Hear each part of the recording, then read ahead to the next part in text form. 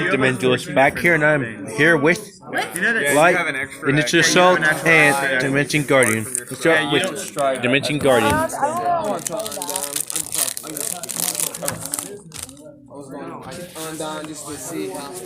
already know what I saw, so Red Sprinter, Machine Angel Ritual, Double Cipher.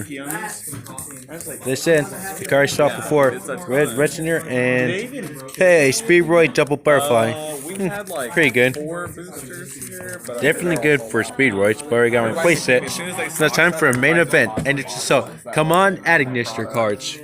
But if you go on TCG Player or like Amazon, you can get sealed boxes for $36. What? Yeah. Sealed boxes, full booster boxes, $36. First one up is Condolence Puppet. Megalith Orc. And the gold grade 3 is 28. You can get the SP like hot stamp versions, and they're worth Tanty Retrograde. I got my playset of that.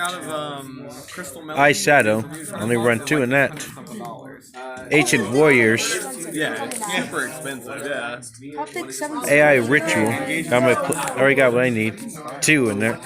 Guard Ghost and Sunny Black Sea Squad.